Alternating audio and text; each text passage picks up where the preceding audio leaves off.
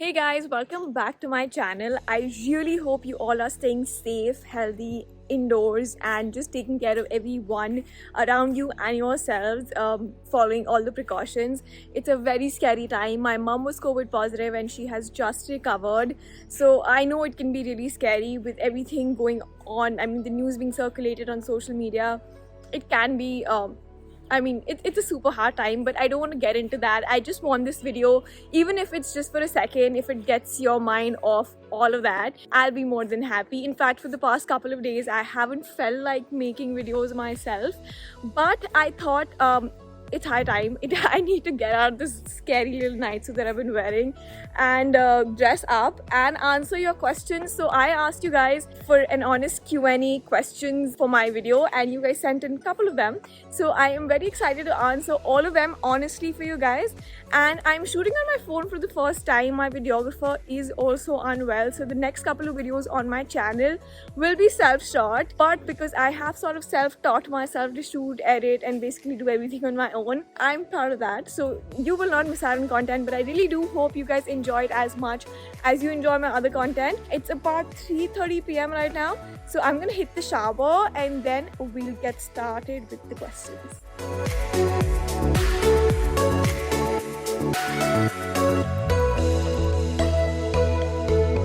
So I switched on the geyser and I'm gonna hop into the shower real quick, but I do want to show you some new hair products that I've been trying out. As a part of my job, which is of a YouTuber, I do like to try out new products that I can recommend to you guys. So I'm trying out the Wow Skin Science Himalayan Rose shampoo and conditioner, and this range also comes with a hair mask which I use once in a week or once in 10 days. You cannot go overboard with your masks. But what I love about this range is that it really nourishes and moisturizes your hair, and it actually sort of makes it look really shiny. In fact, the last time I shampooed my hair, I did use these products, so you can already see how shiny it looks. And I can tell you that the first time I used it, my hair became super soft. So the major ingredients in these products that help it do its job, which is basically nourishing, moisturizing, and if you have damaged hair, especially for someone like me who uses heat almost every other day and styles their hair almost every other day, it's got rose hydrosol and vitamin B5. So these ingredients really help it do the job of making your hair look shiny, softer, and healthier. Shampoo has about 92% natural ingredients, and the conditioner has about 93% natural ingredients, if I'm not wrong. Plus, these are completely paraben-free, silicone-free, and mineral-free. So if you do look out specifically and especially for such products, you can definitely check these out. In fact, I also have a coupon code for you guys which will give you 30% off on all their products, which I'm going to share with you right after my shower. So stay tuned.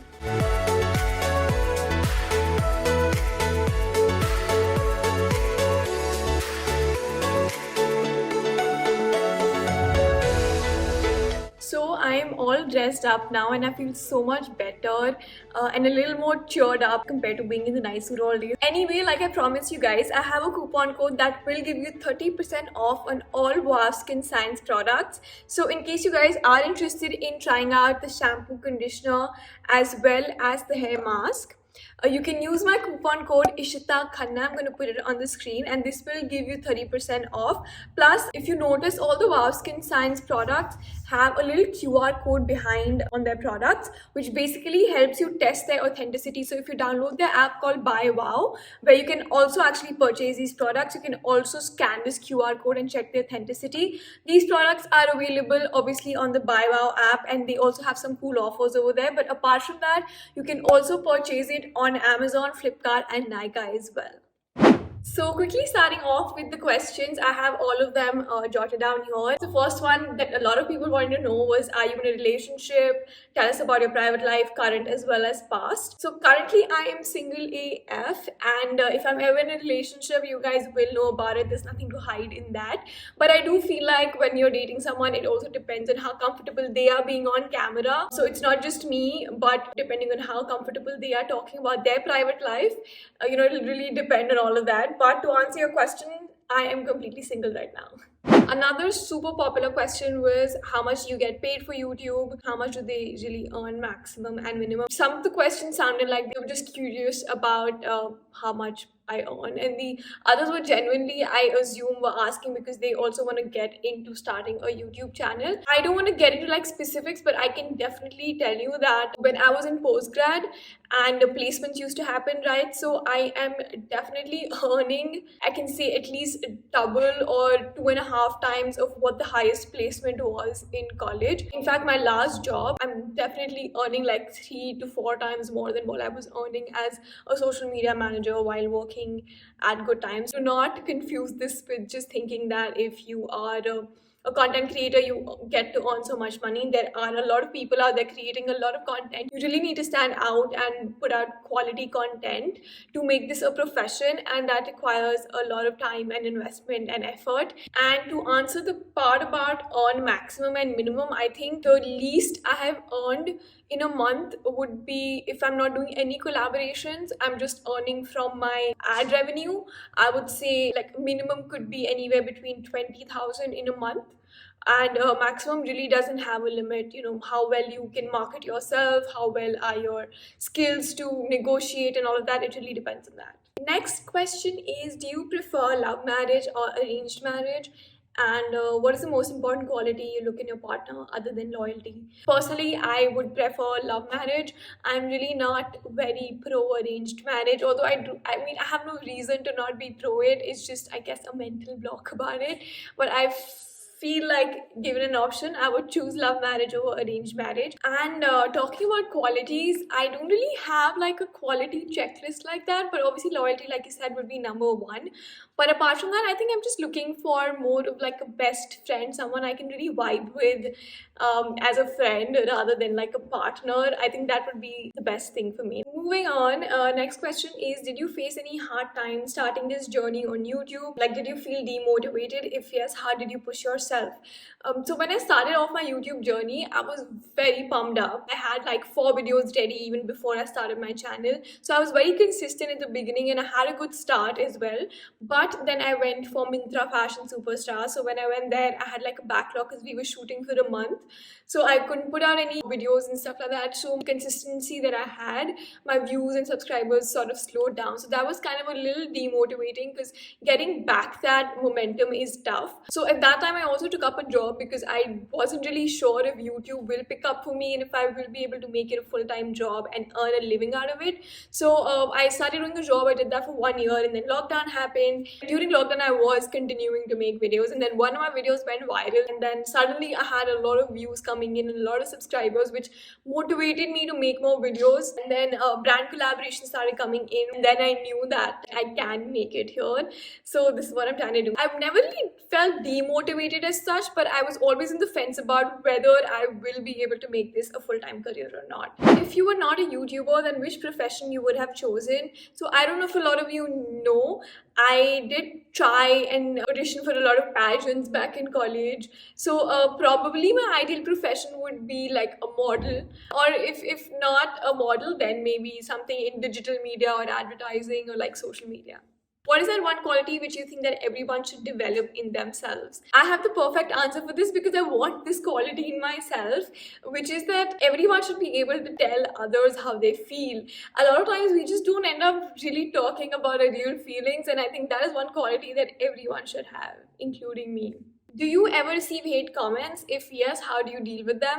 So initially, when I started off the channel, I did not receive any hate comments. There were no trolls, and a lot of people would ask me that how do you deal with trolls, and I never had any answer because I never got trolled. But as I'm growing, obviously, with more viewers coming into my channel and looking at my videos, I do get trolled here or there.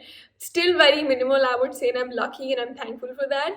But initially, I started replying to them with like a snide remark or something like that. But now I just ignore, and sometimes I delete it because I really don't want any negativity on my channel. I think the best way to deal with them would be just ignore them because I think they're just looking for attention on the internet. So the next question is, tell us about how to live an independent life as a woman and how to overcome from a heartbreak. In living an independent life is very subjective. It means different things for different people and different women. I would say I have lived pretty independently since I was 18 because my parents, they let me, live in Bombay by myself, attend college, and then pretty much from there on, I've lived in every city by myself. So I've been independent in that sense. Financial independence has come in very recently into my life, and how you can do that. If you're someone who's sitting at home, if for example, if you are a homemaker, if you're a housewife, there are a lot of options online, where you can start freelancing. So I would say start off freelancing. I started off like that. Even when I was like 22, 23, I would freelance a lot. There are a couple of websites available online. Upwork is the one that I used to use. So start freelancing. That's the best way to, start earning money on the side. And apart from that, I am not really sure like from where you're coming. Are you a teenager right now, or are you married, or are you unmarried? So I need more context to give you like an objective answer. But I think in terms of financial independence, I would say that start freelancing online, give coaching, give tuitions online. Best way to earn money.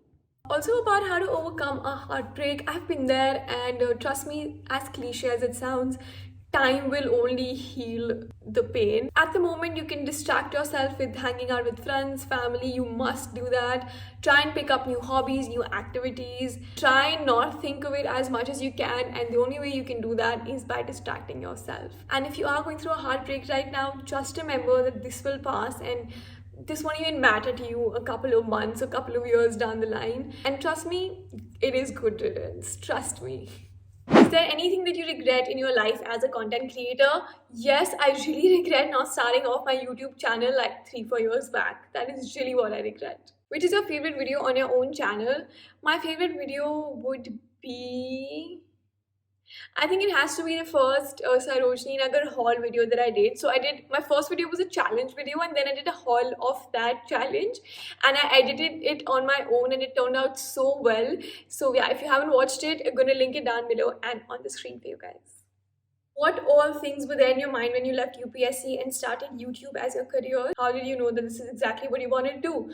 So when I left UPSC preparation, I didn't like leave it at that time. I just thought I was taking a break. But eventually that turned into me leaving UPSC preparation altogether. So I'll tell you what was in my mind that time was that I'm not earning. I'm 24 and I don't earn for myself, even though I was freelancing, but that was really not a lot of money. So the reason that I actually took up a job and took a break from UPSC preparation was that because I just felt like I need to be financially independent. Now I cannot, like my friends were all working and earning and doing a lot of other things while I was just sitting and preparing for exams, which did not sit well with me, which is why I started doing a job and YouTube on the side. I didn't earn from YouTube till like last year, guys. So this was not a full-time career for me until like 2020. I was doing a job as a social media manager throughout 2019 until 2020 last year. And YouTube has always been something that I wanted to do full time since I was in like undergrad, since I was like 19, 20. But I just didn't know how, right? And then when the lockdown happened and my channel grew, it just sort of everything just fell in place. So it just happened. Describe yourself in 3 words.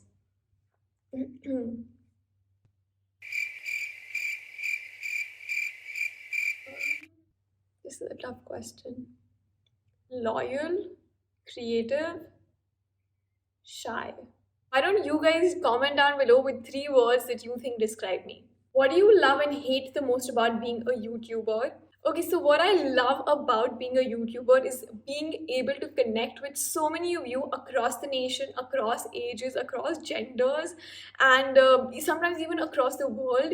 And like my content is reaching so many of you, and that just makes me really, really happy and satisfied. And what I hate about it would be the fact that this sort of becomes a job eventually, right? So even though I love this and this is like your passion becoming your job, at times you don't feel like being on the camera, in front of the camera. You don't feel like shooting. You just want to like lay in bed and not do anything. Like sometimes you don't have a choice because you may have a video commitment, or you may just have to put out a video because your subscribers and viewers are asking for it or waiting for it. So that is something that I sometimes don't like, not hate, but sometimes I don't like. Number of crushes that you've had.